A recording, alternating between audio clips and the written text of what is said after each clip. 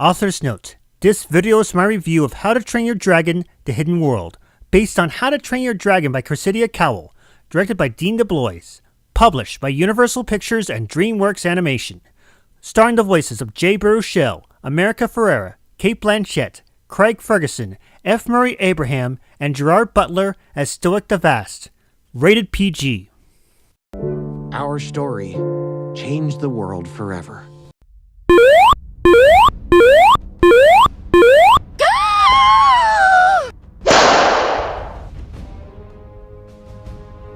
In 2010, DreamWorks released in theaters How to Train Your Dragon. The film was considered a success and it spawned 4 short films, a sequel, and an animated series on Cartoon Network and Netflix. 9 years later, the How to Train Your Dragon franchise comes to a close with The Hidden World.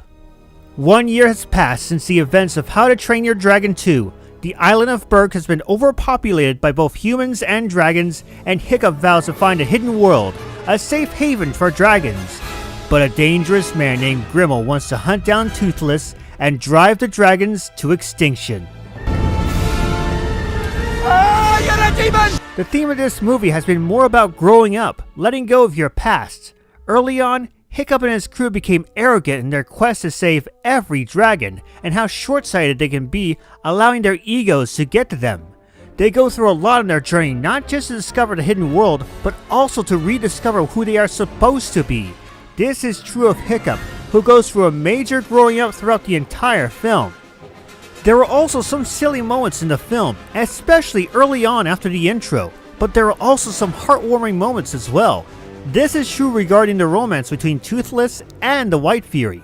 But there are also some dark moments that help define the story, as well as some great moments that define Hiccup's character. And as always, the climax of the story is worth checking out, just for the sheer scope of the final battle. Well, he can't be that smart. He left his trap unmanned.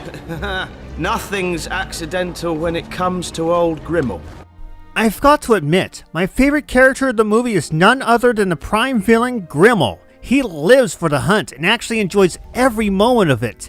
He also stays one step ahead of the heroes with a well laid out plan, proving to be a big threat compared to Drago from How to Train Your Dragon 2.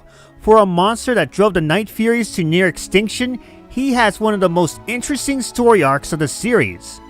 Finally, I'm not one who talks about the 3D graphics, but I was actually impressed by the vast world this time around. The lands of Berg and beyond look gorgeous, from the strands of grass on the ground to the puff of clouds in the sky, and even the hidden world that Hiccup would explore was a wonder to behold.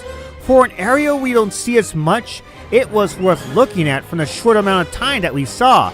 And yes, that's my major disappointment with the hidden world. Not much of it. I mean, come on, for crying out loud. One day I'll find the hidden world and seal it up, so that people and dragons will fight no more. All criticism aside, How to Train Your Dragon: The Hidden World was a beautiful film from start to finish. It told the Aesop of letting go of your past and growing up, and it served as a satisfying yet sad conclusion to the How to Train Your Dragon series. And coming from someone who saw the first film, I enjoyed every bit of it.